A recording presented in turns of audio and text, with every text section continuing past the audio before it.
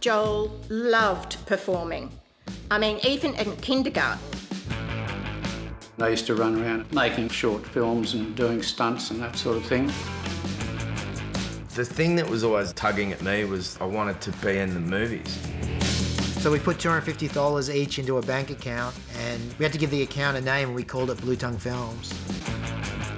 What I coveted was not so much the craft of acting, but in the early days going, I want people to show me attention. That sort of extra interest in your life is, yeah, really unhinging and really confusing. There was definitely points in my 20s where just as things were going really well, I could easily have just done something to really destroy that. Oh, I think you could probably guess what they are. It was a matter of whatever it takes. He needed help. The best thing I could do is really just focus on the focus part of me. Kinky Boots tells the story of Charlie Price, Joel Edgerton.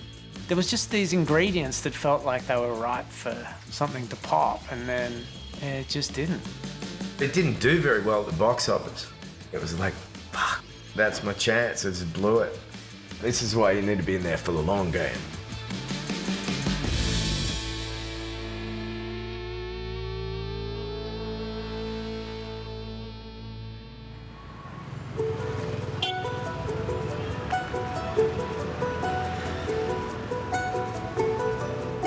There's no doubt that as an actor, I quite often used to think, like, what use am I to the world?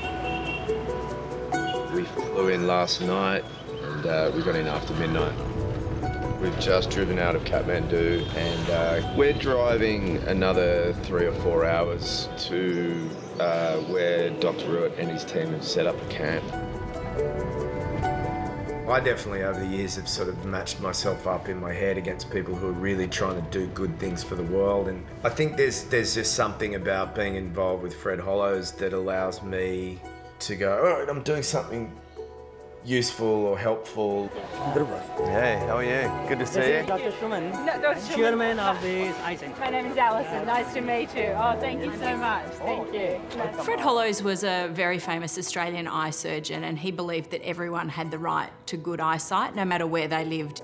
And so he dedicated himself to finding better ways to deliver eye services, and particularly cataract surgery, to people right around the world. Are you assessing people in here? Joel's one of our global ambassadors, and what that basically means is that he helps us to raise awareness of the Fred Hollows Foundation. He visits our work and is really happy to talk about the work that we do. And will he have a surgery tomorrow just with one eye, or will... We'll do the both eye today afternoon.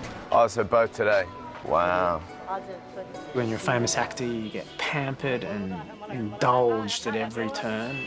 Very mature cataract. I'm sure his work with the Hollows Foundation alleviates some kind of sense of purposelessness that I think lots of artists carry. Maybe Nicola Marsden will never ever quite get Charlie Price. I remember in 2006, just after Kinky Boots came out, there was silence again. I was no longer having like one-on-one meetings with guys like Woody Allen. No one's picking you, and you literally run out of money. And you're like, how much money can you spend before you run out of the money it's gonna cost for you to come home to Australia? To go to everyone, all right, I'm coming home now. I'm a bit sad, I need to lick my wounds. But that was the beauty of Blue Tongue. Blue Tongue felt like the right place to put your energy. I think for Joel, it was a kind of a humbling period, you know. Dave, Kieran. We're all up in Darlinghurst, working out of the office in Darlinghurst. What's going on?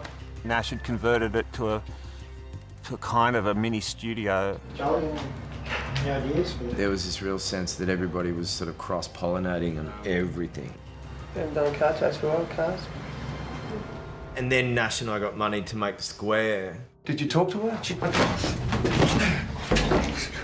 Nash was allowed to direct the movie, and I'd written the movie, and it felt like we were legitimized by that. But then it was like, great, 2 years of working on this thing, and then I looked up and I was like, nobody's given me a job. And then somebody dropped out of a movie. I got a phone call. I mean, it's a weird business. It really is pot of gold.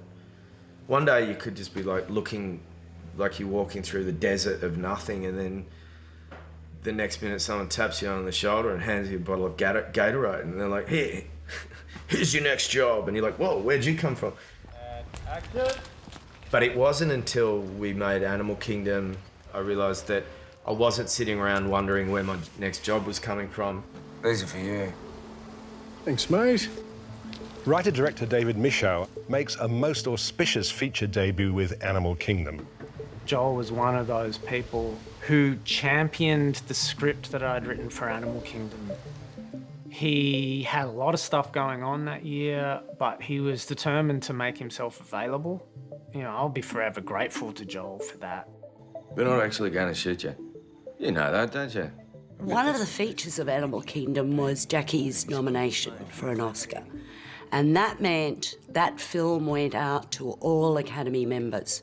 So they're not just looking at Jackie. They're seeing Sullivan Stapleton. They're seeing Ben. And they're seeing Joel. And the AFI award goes to Joel Edgerton, Animal Kingdom. I had a year that was particularly full. The script was so awesome. I think that's where great movie started, and thanks for, asking me to be involved. I went straight to Pittsburgh and started shooting Warrior.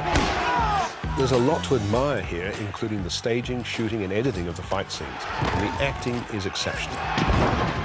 This should finally be Joel Edgerton's breakthrough to major stardom. We're not giving up the house. It's our home. And then I came straight out of that back to Sydney, and I started rehearsing Streetcar Named Desire with Kate at the Sydney Theatre Company. This was centre stage with Kate Blanchett. It travelled to New York. Excited. Once again, he's noticed by a lot of people that can't. And suddenly life changed, like really just changed. Literally felt like it changed overnight. And it was like, this is what I've always wanted. But it happened late, to have that happen at 35. I became a workaholic. I was always ready to be a workaholic, but I just didn't have the opportunity to be a workaholic.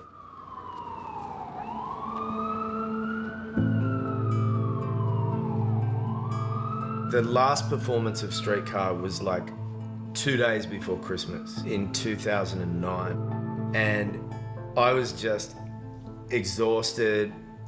I was physically exhausted, but I'll tell you on a really honest level, what really had started to take its toll on me was no matter how you spoke about that play, whatever was written about it, everything draws back to Marlon Brando, everything.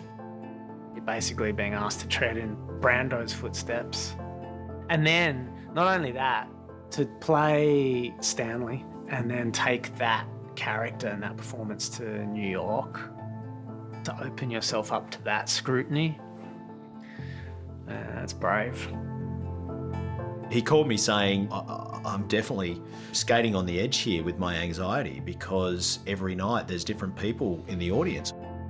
People like Meryl Streep came to see him, and Martin Scorsese, and because they were all there to see Kate Blanchett. And so Joel was there, and his performance was incredibly well received, but he said even though it was well received, every night 4 hours before the show, this stress would start to come.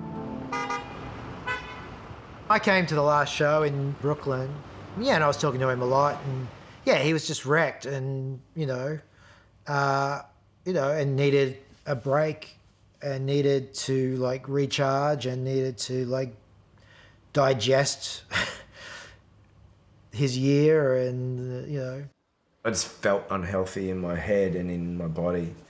And so I went off to a health farm up in Queensland, and I had a bit of a sort of a meltdown, actually. I hate to sound too esoteric about things because I'm a very practical person, but Streetcar ends every night with, towards the end, there's sexual assault. Me sexually assaulting Kate.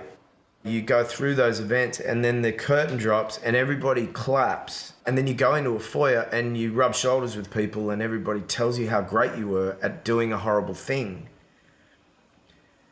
And you do it every night and you never debrief on it.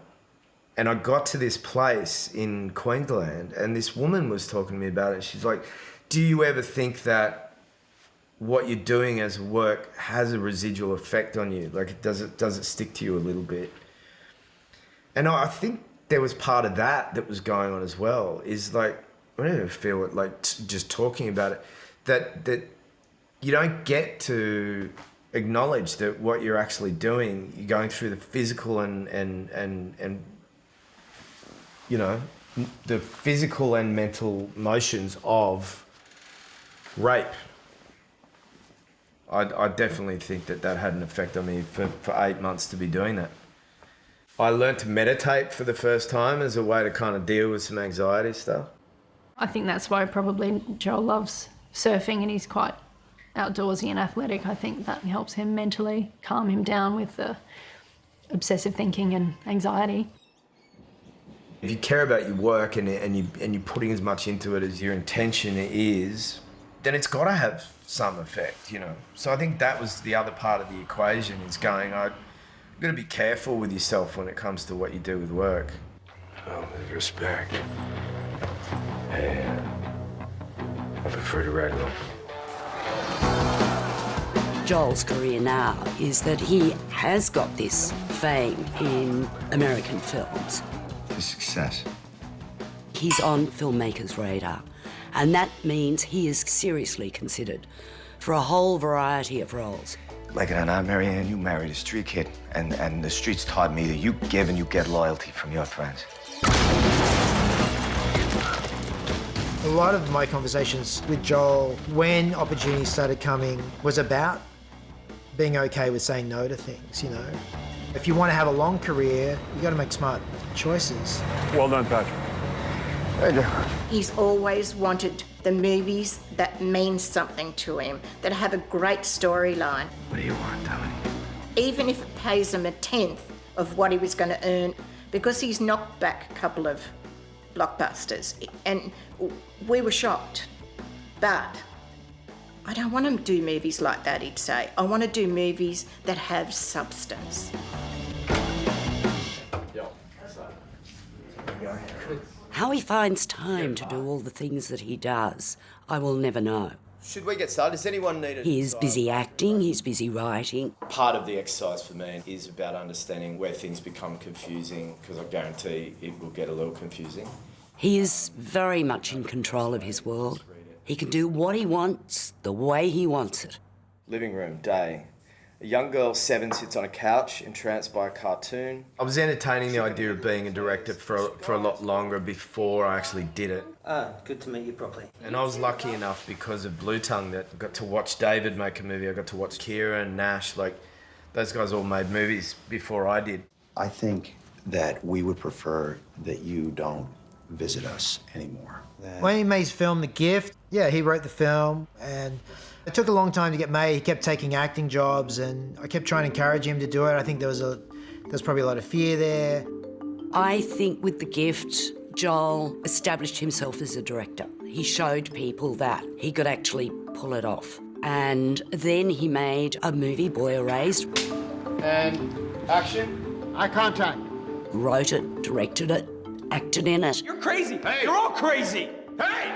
And to get any perspective of yourself in that mix, I think is a miracle. But he had Nash behind the camera. Nash would come on set and be my outside eye. Answer me. I could really trust that he's going to tell me the truth. Enough, son, enough. I don't have to say anything for him to know if I don't think it's any good, because he just can tell by the look on my face. Cut. Love it. The first sound, you know, that's all it has to be. That's how short it is.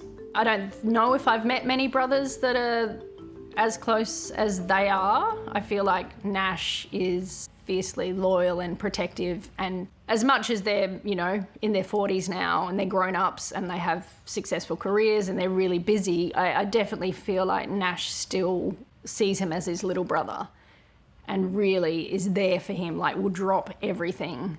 If Joel needs him, he's there.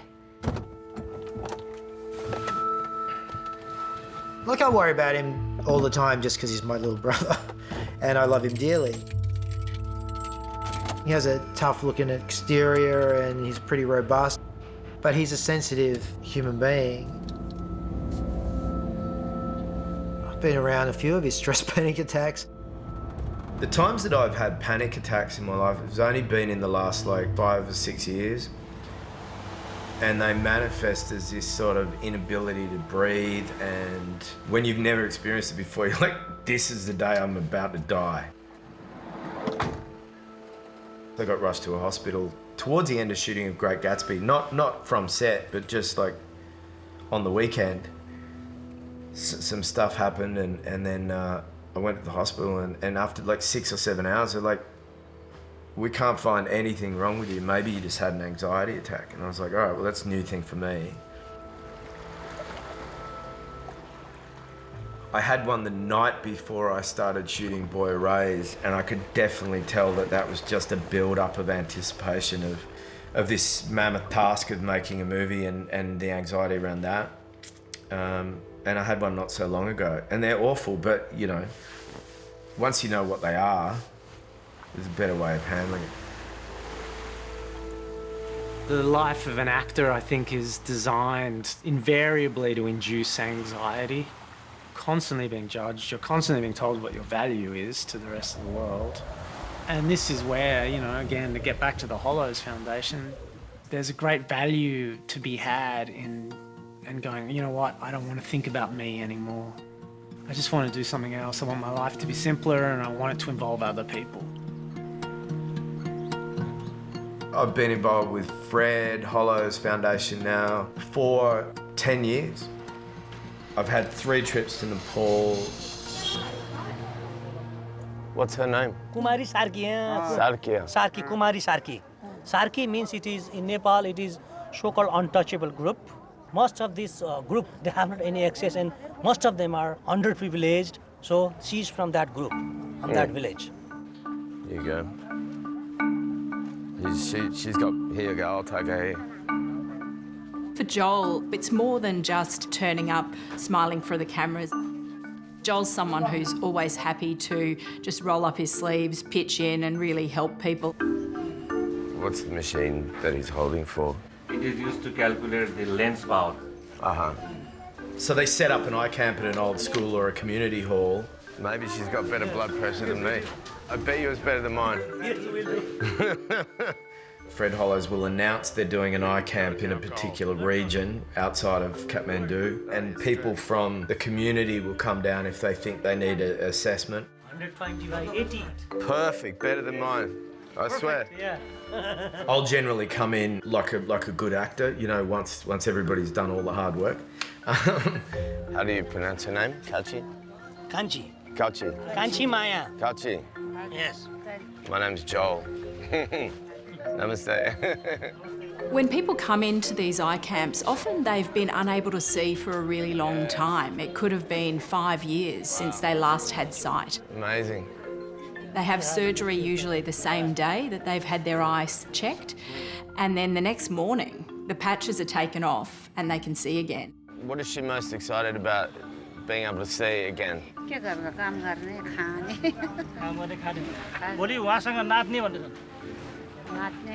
asks about, you have to dance with you. Yeah. Oh, yeah. Yes. But she said, I have not the skill to dance. Don't worry, she's definitely a better dancer than I would be. Tell her she doesn't have to dance with me. She doesn't have to. My grandmother, a lot of these ladies just remind me of her.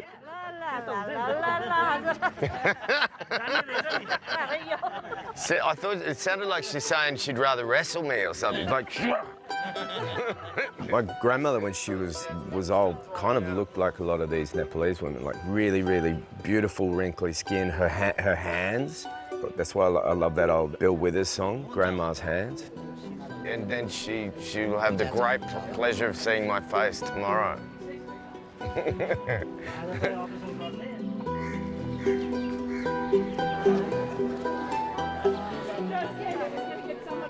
When Joel first visited the Foundation's work, it was a real connection that he had both with the patients and being able to see again, but also with people like Dr. Ruiz. Hey, man. Well, like, what's he getting slow? What's going on?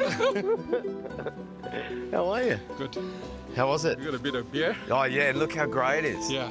Fred Hollows came to Nepal in 1985. I was working at the eye hospital as a young ophthalmologist.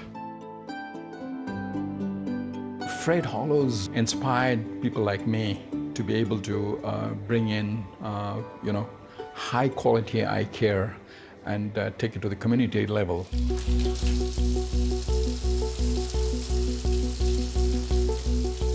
One of the things that made cataract surgery unaffordable for people in developing countries was the cost of the tiny intraocular lenses that are used when you have the cataract removed. And so Fred and Ruiz thought that the best way to do that would be to set up a factory in Nepal where they could be produced for a much lower cost. And so the cost of those lenses came down from about $150 to about $5. Cutting the edge of the cornea. So that's the incision there. So you can go in and then break up the cataracts. Oh. Cataracts aren't necessarily, they're not painful. You can see the edge of it, huge. It's just the impediment it has on life. Anybody want this? Anybody? I actually really don't know what to do with it now. The changes that can be made is not just about one person being able to see. This is the lens. So after the cataract is gone, you just put a lens in there. This is the lenses that they produce at Tilgungut. You know, you've got one or two family members who aren't able to perform their own work duties and live out their own lives because they spend a large part of their time ushering a parent around. It is a subsistence family structure. And one person gets knocked off, changes the rhythm of the family, and changes the whole economy of the family. Every case that I do changes life.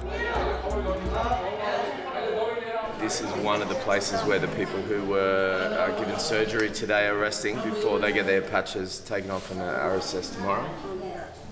So I guess they're excited but a little bit nervous too. Well, Dr. Ruiz. There.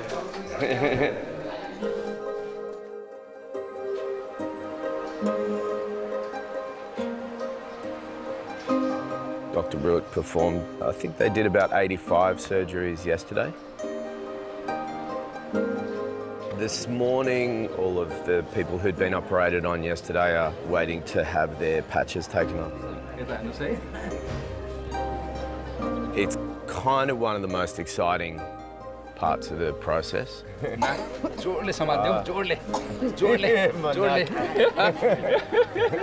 Dr. Ruiz, he gets a lot of joy out of it. I think everybody does, particularly the patients do. Oh, you said you would dance with me. Oh, look, that's almost breakdancing. I see Joel as a great friend. We need some music.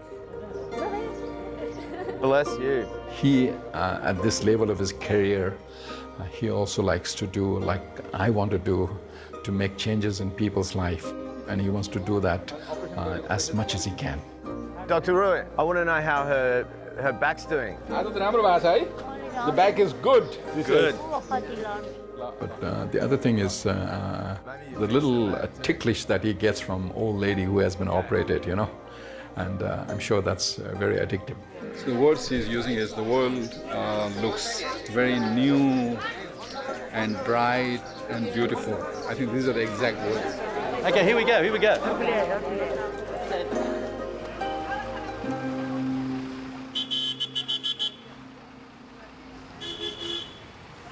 We went to a high school. I think they'd had a bit of a sense that this is a guy from Hollywood, but they were probably more excited to meet Dr. Ruiz. Good. All right, cool. He's almost godlike status in the work that he's done because he's restored sight to more than 120,000 people. And so when he turns up with Joel, he's the superstar and Joel's the bloke from Australia who comes along. Part of the reason that I love Nepal so much is because I met Dr. Ruiz on my first trip. And he is one of the greatest people that I've ever had the chance to spend time with. As an actor, it's a very selfish life. People take an interest in actors, but to me, the great people are people who are helping other people. You guys are always going to be the future, so don't mess it up.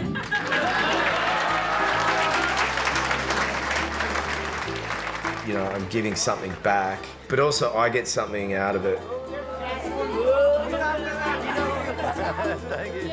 I get a lot out of it, actually. It's not just like I'm going, all right, well, this is 2 weeks I'm giving to Fred Hollows. I get maybe more out of it than they do in terms of how it makes me feel and the people that I meet. It definitely makes me feel like I've balanced up the equilibrium of a selfish life.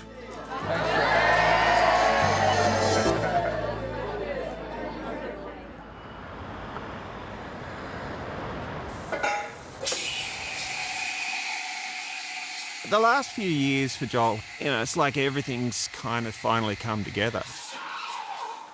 He's met someone who is equally as busy as he is.